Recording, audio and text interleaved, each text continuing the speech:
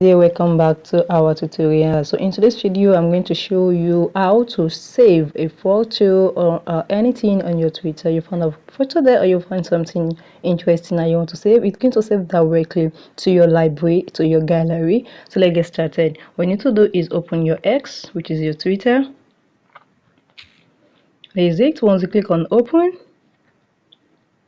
then it's going to take you directly to here. This is your home. You can see your home. What you need to do is, okay, for example, now I want to save this. Then I'm going to show you.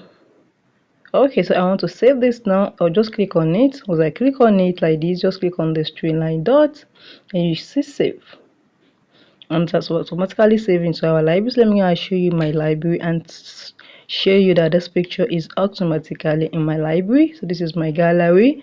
I'll open my gallery and you can see, just come here, it's going to create a folder for it. So this is a folder and this is all the pictures I've downloaded for my Twitter. So guys, if you find this video helpful, smash the like button, drop a comment and subscribe.